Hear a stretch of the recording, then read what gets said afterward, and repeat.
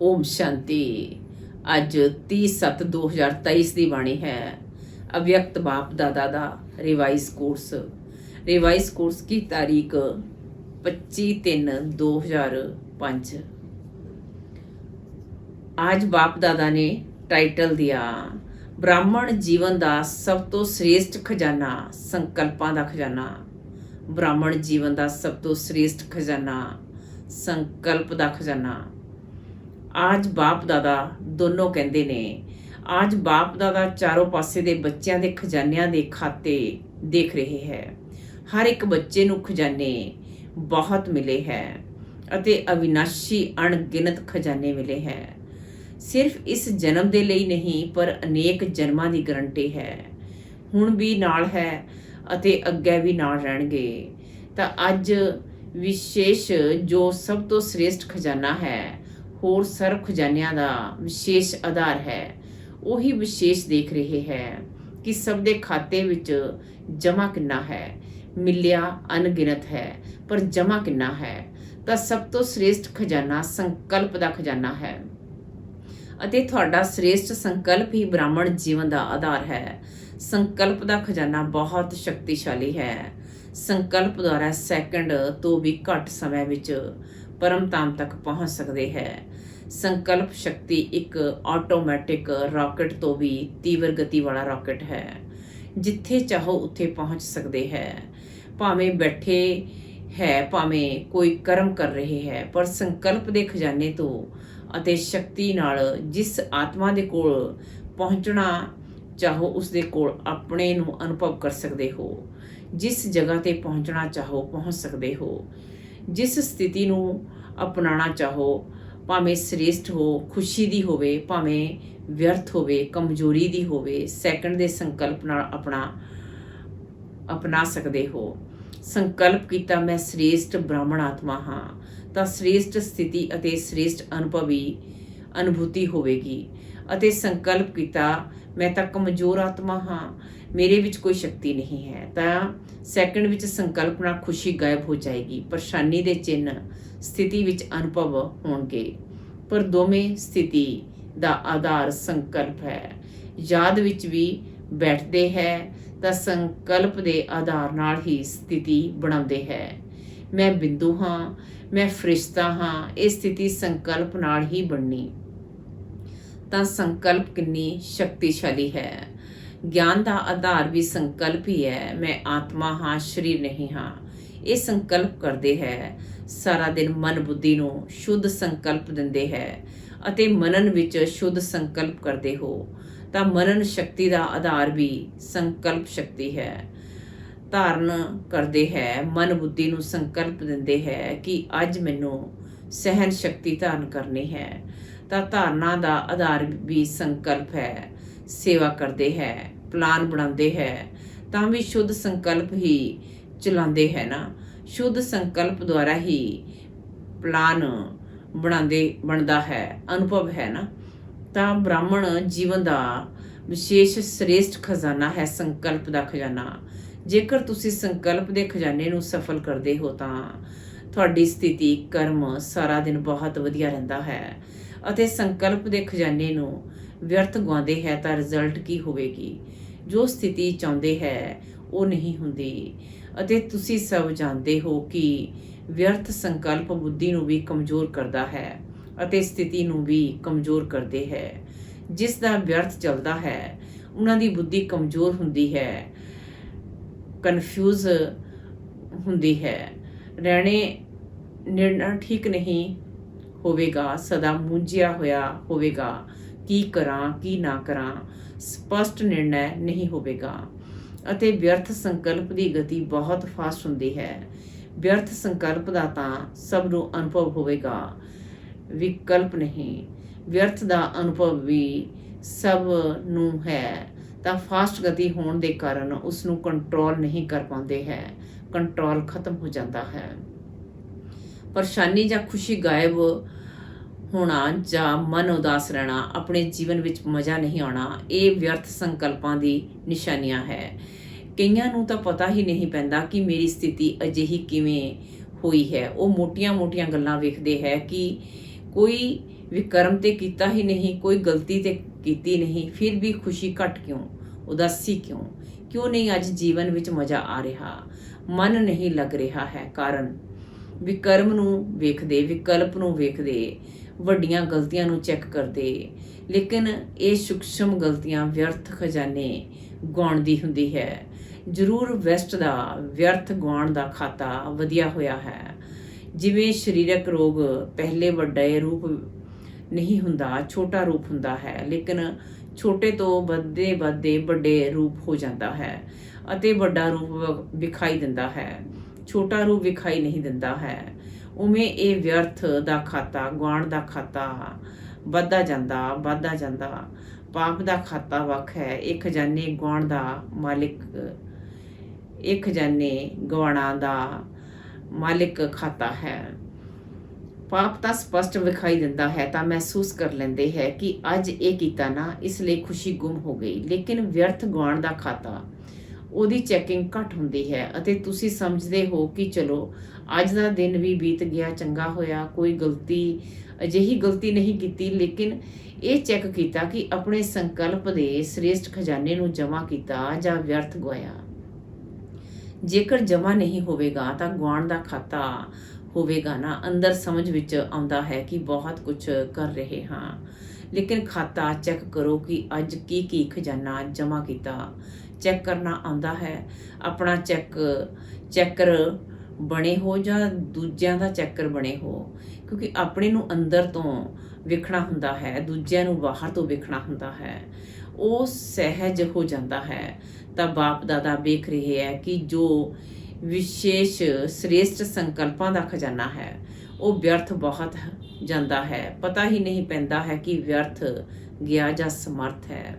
ਬ੍ਰਹਮਾ ਬਾਪ ਨੂੰ ਈਕਾ ਨਾਮੀ ਦਾ ਅਵਤਾਰ ਕਹਿੰਦੇ ਹੈ। ਤੁਸੀਂ ਸਭ ਕੌਣ ਹੈ? ਤੁਸੀਂ ਵੀ ਮਾਸਟਰ ਹੈ ਜਾਂ ਨਹੀਂ? ਈਕਾ ਨਾਮੀ ਨਹੀਂ ਆਉਂਦੀ ਹੈ, ਖਰਚ ਕਰਨਾ ਆਉਂਦਾ ਹੈ।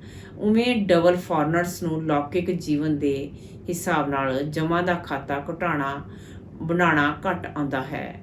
ਖਾਇਆ ਅਤੇ ਖਰਚਿਆ ਖਤਮ, ਬੈਂਕ ਬੈਲੈਂਸ ਘੱਟ ਰੱਖਦੇ ਹੈ। ਲੇਕਿਨ ਇਸ ਵਿੱਚ ਤਾਂ ਇਕਾਨਾਮੀ ਦਾ ਅਵਤਾਰ ਬਣਨਾ ਪਵੇਗਾ। ਤਾਂ ਬਾਪ ਦਾਦਾ ਵੇਖ ਰਹੇ ਹੈ ਕਿ ਜਿੰਨਾ ਮਿਲਿਆ ਹੈ, ਜਿੰਨਾ ਸੰਕਲਪ ਦਾ ਸ੍ਰੇਸ਼ਟ ਖਜ਼ਾਨਾ ਜਮ੍ਹਾਂ ਹੋਣਾ ਚਾਹੀਦਾ ਹੈ, ਉਤਨਾ ਨਹੀਂ ਹੈ। ਵਿਅਰਥ ਦਾ ਹਿਸਾਬ ਜ਼ਿਆਦਾ ਵੇਖਿਆ। ਜੇਕਰ ਸੰਕਲਪ ਵਿਅਰਥ ਹੋਇਆ ਤਾਂ ਹੋਰ ਖਜ਼ਾਨੇ ਵਿਅਰਥ ਖੁਦ ਹੀ ਹੋ ਜਾਂਦੇ ਹੈ। ਸੰਕਲਪ ਵਿਅਰਥ ਤਾਂ ਕਰਮ ਅਤੇ ਬੋਲ ਕੀ ਹੋਵੇਗਾ? ਵਿਅਰਥ ਹੀ ਹੋਵੇਗਾ ਨਾ। ਫਾਊਂਡੇਸ਼ਨ ਹੈ ਸੰਕਲਪ, ਤਾਂ ਸੰਕਲਪ ਨੂੰ ਚੈੱਕ ਕਰੋ, ਹਲਕਾ ਨਹੀਂ ਛੱਡੋ। ਠੀਕ ਹੈ, ਸਿਰਫ 2 ਮਿੰਟ ਹੀ ਤੇ ਹੋਇਆ, ਜ਼ਿਆਦਾ ਨਹੀਂ ਹੋਇਆ। ਲੇਕਿਨ 2 ਮਿੰਟ ਵਿੱਚ ਤੁਸੀਂ ਚੈੱਕ ਕਰੋ ਕਿ ਕਿੰਨੇ ਸੰਕਲਪ ਚੱਲਦੇ ਹੈ। ਵਿਅਰਥ ਸੰਕਲਪ ਤਾਂ ਤੇਜ਼ ਹੁੰਦੇ ਹੈ ਨਾ।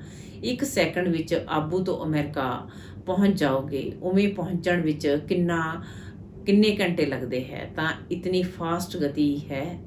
ਉਸ ਗਤੀ ਦੇ ਪ੍ਰਮਾਣ ਚੈੱਕ ਕਰੋ। ਆਪਣੇ ਸੰਕਲਪ ਸ਼ਕਤੀ ਦੀ ਬੱਚਤ ਕਰੋ ਅਤੇ ਫਿਰ ਰਾਤਰੀ ਨੂੰ ਚੈੱਕ ਕਰੋ। ਜੇਕਰ ਅਟੈਂਸ਼ਨ ਦੇ ਕਰਕੇ ਕਿਸੇ ਵੀ ਚੀਜ਼ ਦੀ ਬੱਚਤ ਕਰਦੇ ਹੈ ਤਾਂ ਚਾਹੇ ਬੱਚਤ ਥੋੜੀ ਹੋਵੇ, ਲੇਕਿਨ ਬੱਚਤ ਦੀ ਖੁਸ਼ੀ ਐਕਸਟਰਾ ਹੁੰਦੀ ਹੈ।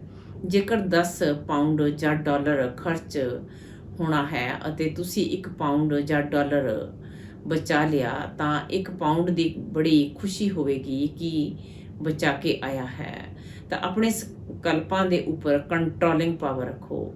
ਇਹ ਨਹੀਂ ਕਹੋ ਚਾਹੁੰਦੇ ਤਾਂ ਨਹੀਂ ਸੀ, ਸਮਝਦੇ ਤਾਂ ਨਹੀਂ ਸੀ, ਲੇਕਿਨ ਕੀ ਕਰੀਏ, ਹੋ ਜਾਂਦਾ ਹੈ। ਕਿਉਂ ਕਹਿੰਦੇ ਹੈ ਹੋ ਜਾਂਦਾ ਹੈ? ਮਾਲਿਕ ਜਾਂ ਗੁਲਾਮ? ਮਾਲਿਕ ਤੇ ਤਾਂ ਕੰਟਰੋਲ ਵਿੱਚ ਹੁੰਦਾ ਹੈ ਨਾ। ਜੇਕਰ ਮਾਲਿਕ ਨੂੰ ਵੀ ਕੋਈ ਧੋਖਾ ਦੇ ਦੇਵੇ ਤਾਂ ਉਹ ਮਾਲਿਕ ਹੈ ਕੀ? ਤਾਂ ਇਹ ਚੈੱਕ ਕਰੋ, ਕੰਟਰੋਲਿੰਗ ਪਾਵਰ ਹੈ। ਇੱਕ ਤਾਂ ਬੱਚਤ ਕਰੋ, ਵੇਸਟ ਦੀ ਬਜਾਏ ਵੈਸਟ ਦੇ ਖਾਤੇ ਵਿੱਚ ਜਮ੍ਹਾਂ ਕਰੋ। ਅਤੇ ਦੂਸਰਾ, ਜੇਕਰ ਬੱਚਤ ਨਹੀਂ ਕਰ ਸਕਦੇ ਹੋ ਤਾਂ ਵਿਅਰਥ ਨੂੰ ਸਮਰਥ ਸੰਕਲਪਾਂ ਵਿੱਚ ਪਰਿਵਰਤਨ ਕਰੋ। ਜੇਕਰ ਕੰਟਰੋਲ ਨਹੀਂ ਹੋ ਸਕਦਾ ਹੈ ਤਾਂ ਪਰਿਵਰਤਨ ਤਾਂ ਕਰ ਸਕਦੇ ਹੋ ਨਾ। ਉਸ ਦੀ ਰਫ਼ਤਾਰ ਨੂੰ ਜਲਦੀ ਨਾਲ ਚੈੱਕ ਕਰਨਾ, ਨਹੀਂ ਤਾਂ ਆਦਤ ਪੈ ਜਾਂਦੀ ਹੈ। 1 ਘੰਟੇ ਨੂੰ ਵੀ ਚੈੱਕ ਕਰੋ ਤਾਂ 1 ਘੰਟੇ ਵਿੱਚ ਵੀ ਵੇਖੋਗੇ ਕਿ 5-10 ਮਿੰਟ ਵੀ ਜੋ ਵੇਸਟ ਸੰਕਲਪ ਜਾ ਰਹੇ ਹੈ ਉਹ 5 ਮਿੰਟ ਵੀ ਵੈਸਟ ਵਿੱਚ ਜਮ੍ਹਾਂ ਹੋ ਗਏ ਤਾਂ 12 ਘੰਟੇ ਵਿੱਚ 5-5 ਮਿੰਟ ਵੀ ਕਿੰਨੇ ਹੋ ਜਾਣਗੇ ਅਤੇ ਖੁਸ਼ੀ ਕਿੰਨੀ ਹੋਵੇਗੀ। ਅਤੇ ਜਿੰਨਾ ਸ੍ਰੇਸ਼ਟ ਸੰਕਲਪਾਂ ਦਾ ਖਾਤਾ ਜਮ੍ਹਾਂ ਹੋਵੇਗਾ ਤਾਂ ਸਮੇਂ ਤੇ ਜਮ੍ਹਾਂ ਖਾਤਾ ਕੰਮ ਵਿੱਚ ਆਵੇਗਾ। ਨਹੀਂ ਤਾਂ ਜਿਵੇਂ ਸਥੂਲ ਧਨ ਵਿੱਚ ਜੇਕਰ ਜਮ੍ਹਾਂ ਨਹੀਂ ਹੁੰਦਾ ਤਾਂ ਸਮੇਂ ਤੇ ਧੋਖਾ ਖਾ ਲੈਂਦੇ ਹੈ, ਇਵੇਂ ਇੱਥੇ ਵੀ ਕੋਈ ਵੱਡੀ ਪ੍ਰੀਖਿਆ ਆ ਜਾਂਦੀ ਹੈ ਤਾਂ ਮਨ ਅਤੇ ਬੁੱਧੀ ਖਾਲੀ ਖਾਲੀ ਲੱਗਦੀ ਹੈ, ਸ਼ਕਤੀ ਨਹੀਂ ਲੱਗਦੀ ਹੈ। ਤਾਂ ਕੀ ਕਰਨਾ ਹੈ? ਜਮ੍ਹਾਂ ਕਰਨਾ ਸਿੱਖੋ। ਅਗਲੇ ਬਰੇ ਜੇਕਰ ਵੇਖਿਆ ਤਾਂ ਸਭ ਦੇ ਸੰਕਲਪਾਂ ਦਾ ਖਾਤਾ ਭਰਪੂਰ ਹੋਵੇ, ਖਾਲੀ ਖਾਲੀ ਨਾ ਹੋਵੇ। ਇਹੀ ਸ੍ਰੇਸ਼ਟ ਸੰਕਲਪਾਂ ਦਾ ਖਜ਼ਾਨਾ ਸ੍ਰੇਸ਼ਟ ਪ੍ਰਲਬਧ ਦਾ ਆਧਾਰ ਬਣੇਗਾ। ਤਾਂ ਜਮ੍ਹਾਂ ਕਰਨਾ ਆਉਂਦਾ ਹੈ, ਰਾਜਯੋਗੀ ਮਤਲਬ ਚੈੱਕ ਕਰਨਾ ਵੀ ਆਉਂਦਾ ਅਤੇ ਜਮ੍ਹਾਂ ਕਰਨਾ ਵੀ ਆਉਂਦਾ। ਜਿਸ ਦਾ ਖਾਤਾ ਜਮ੍ਹਾਂ ਹੋਵੇਗਾ ਉਸ ਦੀ ਚਲਨ ਅਤੇ ਚਿਹਰਾ ਸਦਾ ਹੀ ਭਰਪੂਰ ਵਿਖਾਈ ਦੇਵੇਗਾ। ਇਵੇਂ ਨਹੀਂ ਅੱਜ ਦੇਖੋ ਤਾਂ ਚਿਹਰਾ ਬੜਾ ਚਮਕ ਰਿਹਾ ਹੈ ਅਤੇ ਕੱਲ ਵੇਖੋ ਤਾਂ ਉਦਾਸੀ ਦੀ ਲਹਿਰ ਇਵੇਂ ਨਹੀਂ ਹੋਵੇਗਾ। ਸਾਰੇ ਦਿਨ ਵਿੱਚ ਚੈੱਕ ਕਰੋ ਤਾਂ ਤੁਹਾਡੇ ਪੋਜ ਕਿੰਨੇ ਬਦਲਦੇ ਹੈ। ਕਦੇ ਚੈੱਕ ਕੀਤਾ ਹੈ? ਬਹੁਤ ਪੋਜ ਬਦਲਦੇ ਹੈ। ਬਾਪ ਦਾਦਾ ਦਾ ਸਭ ਤੋਂ ਦੇ ਪੋਜ ਵੇਖਦਾ ਹੈ ਨਾ, ਕਦੇ ਕਦੇ ਵੇਖਦਾ ਹੈ ਕਿ ਕਈ ਬੱਚੇ ਕਰਮ ਕਰਨ ਵਿੱਚ ਇਤਨਾ ਟਾਈਮ ਨਹੀਂ ਲਗਾਉਂਦੇ, ਲੇਕਿਨ ਕੀਤੇ ਹੋਏ ਕਰਮ ਤੇ ਪਛਚਾਤਾਪ ਵਿੱਚ ਟਾਈਮ ਬਹੁਤ ਗਵਾਉਂਦੇ ਹੈ। ਫਿਰ ਕਹਿੰਦੇ ਹੈ 3 ਦਿਨ ਹੋ ਗਏ, ਖੁਸ਼ੀ ਗੁੰਮ ਹੋ ਗਈ ਹੈ। ਕਿਉਂ ਖੁਸ਼ੀ ਗੁੰਮ ਹੋ ਗਈ ਹੈ? ਕਿੱਥੇ ਗਈ? ਕੌਣ ਲੈ ਗਿਆ? ਖਜ਼ਾਨਾ ਤੇ ਤੁਹਾਡਾ ਹੈ, ਲੇਕਿਨ ਲੈ ਕੌਣ ਗਿਆ?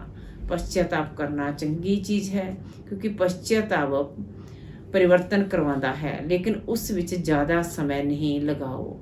ਪਛਚਾਤਾਪ ਰੋਣਾ ਕਰੋਗੇ ਤਾਂ ਸਾਰਾ ਹਫ਼ਤਾ ਰੋਂਦੇ ਰਹੋਗੇ।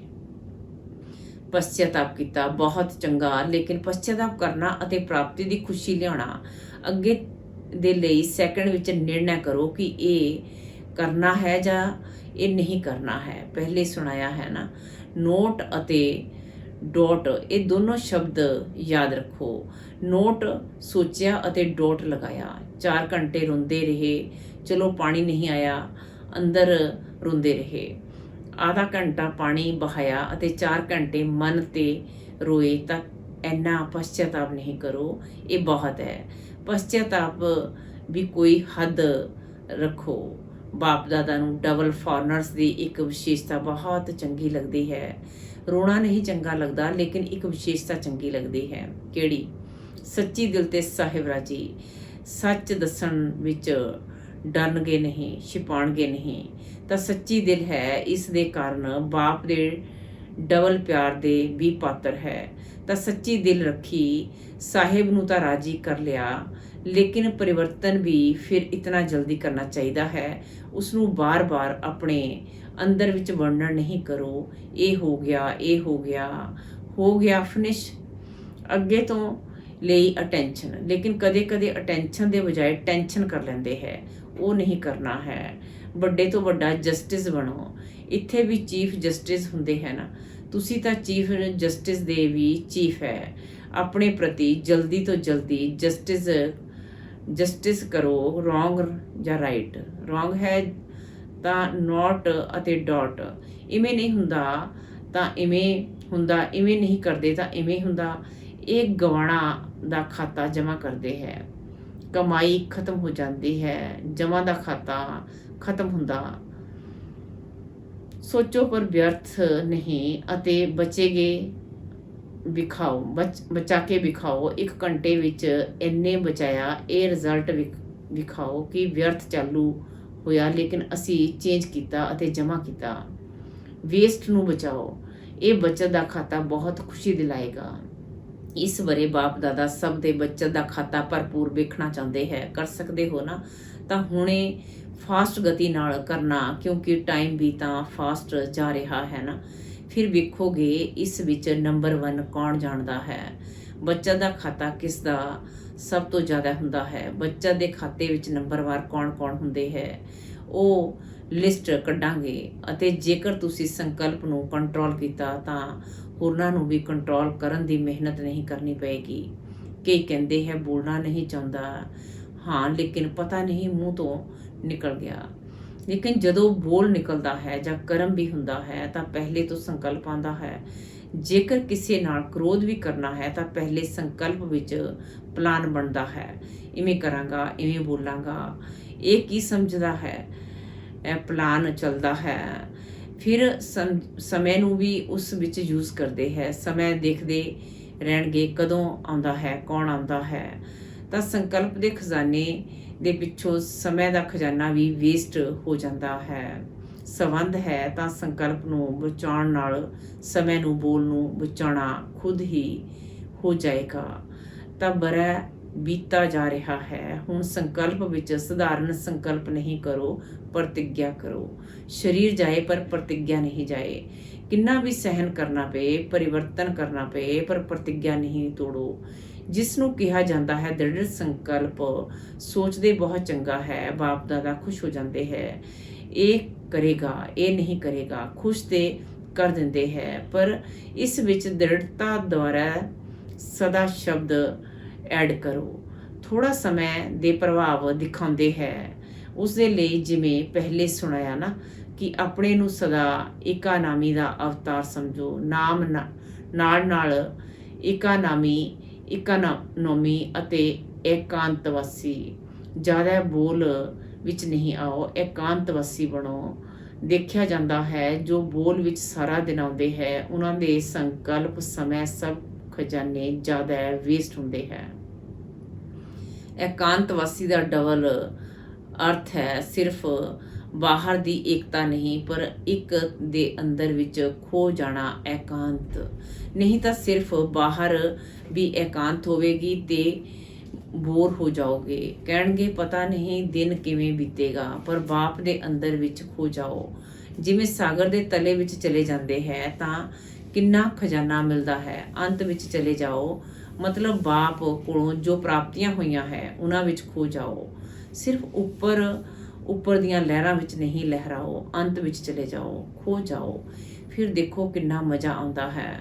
ਤਾਂ ਸਰਵ ਖਜ਼ਾਨਿਆਂ ਵਿੱਚ ਇਕਾਨਾਮੀ ਕਰੋ ਅਤੇ ਇੱਕ ਬਾਪ, ਦੂਜਾ ਨਾ ਕੋਈ। ਇਸ ਨੂੰ ਕਹਿੰਦੇ ਹੈ ਏਕਨਾਮੀ।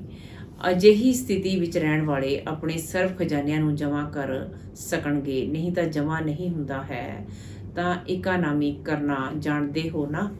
ਅੱਛਾ, ਚਾਰੋਂ ਪਾਸੇ ਦੇ ਰੂਹਾਨੀ ਬੱਚੇ ਡਾਇਮੰਡ ਮਾਤਾਵਾਂ ਨੂੰ ਸਦਾ ਇਕਾਨਾਮੀ ਦੇ ਅਵਤਾਰ, ਵਿਸ਼ੇਸ਼ ਆਤਮਾਵਾਂ ਨੂੰ ਸਦਾ ਇਕਨਾਮੀ, ਏਕਤਾ ਪ੍ਰਿਯ ਆਤਮਾਵਾਂ ਨੂੰ ਆਪਣੇ ਵਾਈਬ੍ਰੇਸ਼ਨ ਬ੍ਰਿਤੀ ਦੀ ਚਮਕ ਨਾਲ ਵਿਸ਼ਵ ਵਿੱਚ ਪ੍ਰਕਾਸ਼ ਫੈਲਾਉਣ ਵਾਲੀਆਂ ਚਮਕਦੀਆਂ ਹੋਈਆਂ ਆਤਮਾਵਾਂ ਨੂੰ ਬਾਪ ਦਾਦਾ ਦਾ ਯਾਦ, ਪਿਆਰ ਅਤੇ ਨਮਸਤੇ। ਦਾਦੀਆਂ ਨਾਲ ਸਭ ਕੰਮ ਸਫਲ ਹੋਏ ਹੀ ਪਏ ਹੈ। ਸਫਲਤਾ ਸਰੂਪ ਆਤਮਾਵਾਂ ਨਮਿਤ ਹੈ। ਤੁਸੀਂ ਸਭ ਨਮਿਤ ਆਤਮਾਵਾਂ ਕਿਹੜੇ ਸਿਤਾਰੇ ਹੋ? ਸਫਲਤਾ ਦੇ ਸਿਤਾਰੇ ਹੋ ਨਾ। ਇਹ ਸਾਰਾ ਸੰਗਠਨ ਸਫਲਤਾ ਦੇ ਸਿਤਾਰੇ ਹੈ। ਇਹ ਸਾਰਾ ਸੰਗਠਨ ਬ੍ਰਾਹਮਣ ਪਰਿਵਾਰ ਦੇ ਤਾਰਾ ਮੰਡਲ ਵਿੱਚ ਸਫਲਤਾ ਦੇ ਸਿਤਾਰੇ ਚਮਕਦੇ ਹੋਏ ਹੈ। ਅੱਛਾ, ਵਰਦਾਨ ਹੈ ਅੱਜ ਦਾ। ਖੁਸ਼ੀ ਦੇ ਖਜ਼ਾਨੇ ਨਾਲ ਅਨੇਕ ਆਤਮਾਵਾਂ ਨੂੰ ਮਾਲਾ ਮਾਲ ਬਣਾਉਣ ਵਾਲੇ ਸਦਾ ਖੁਸ਼ ਨਸੀਬ ਭਵ। ਖੁਸ਼ੀ ਦੇ ਖਜ਼ਾਨੇ ਨਾਲ ਅਨੇਕ ਆਤਮਾਵਾਂ ਨੂੰ ਮਾਲਾ ਮਾਲ ਬਣਾਉਣ ਵਾਲੇ ਸਦਾ ਖੁਸ਼ ਨਸੀਬ ਭਵ। ਅੱਜ ਬਾਬਾ ਆਖਦੇ ਨੇ ਖੁਸ਼ ਨਸੀਬ ਉਹਨਾਂ ਨੂੰ ਕਿਹਾ ਜਾਂਦਾ ਹੈ ਜੋ ਸਦਾ ਖੁਸ਼ ਰਹਿੰਦੇ ਹੈ ਅਤੇ ਖੁਸ਼ੀ ਦੇ ਖਜ਼ਾਨੇ ਦੁਆਰਾ ਅਨੇਕ ਆਤਮਾਵਾਂ ਨੂੰ ਮਾਲਾ ਮਾਲ ਬਣਾ ਦਿੰਦੇ ਹੈ। ਅੱਜ ਕੱਲ੍ਹ ਹਰ ਇੱਕ ਨੂੰ ਵਿਸ਼ੇਸ਼ ਖੁਸ਼ੀ ਦੇ ਖਜ਼ਾਨੇ ਦੀ ਜ਼ਰੂਰਤ ਹੈ। ਹੋਰ ਸਭ ਕੁਝ ਹੈ ਪਰ ਖੁਸ਼ੀ ਨਹੀਂ ਹੈ। ਤੁਹਾਨੂੰ ਸਭ ਨੂੰ ਤੇ ਖੁਸ਼ੀਆਂ ਦੀ ਖਾਨ ਮਿਲ ਗਈ। ਖੁਸ਼ੀਆਂ ਦਾ ਵੈਰਾਈਟੀ ਖਜ਼ਾਨਾ ਤੁਹਾਡੇ ਕੋਲ ਹੈ। ਸਿਰਫ ਇਸ ਖਜ਼ਾਨੇ ਦੇ ਮਾਲਿਕ ਬਣ ਜੋ ਮਿਲਿਆ ਹੈ ਉਹ ਖੁਦ ਦੇ ਪ੍ਰਤੀ ਅਤੇ ਸਰਬ ਦੇ ਪ੍ਰਤੀ ਯੂਜ਼ ਕਰੋ ਤਾਂ ਮਾਲਾ ਮਾਲ ਅਨੁਭਵ ਕਰੋਗੇ। ਸਲੋਗਨ ਅੱਜ ਦਾ। ਹੋਰ ਆਤਮਾਵਾਂ ਦੇ ਵਿਅਰਥ ਭਾਵ ਨੂੰ ਸ੍ਰੇਸ਼ਟ ਭਾਵ ਵਿੱਚ ਪਰਿਵਰਤਨ ਕਰ ਦੇਣਾ ਹੀ ਸੱਚੀ ਸੇਵਾ ਹੈ। ਹੋਰ ਆਤਮਾ ਦੇ ਵਿਅਰਥ ਭਾਵ ਨੂੰ ਸ੍ਰੇਸ਼ਟ ਭਾਵ ਵਿੱਚ ਪਰਿਵਰਤਨ ਕਰ ਦੇਣਾ ਹੀ ਸੱਚੀ ਸੇਵਾ ਹੈ। ਚੰਗਾ, ਓਮ ਸ਼ਾਂਤੀ।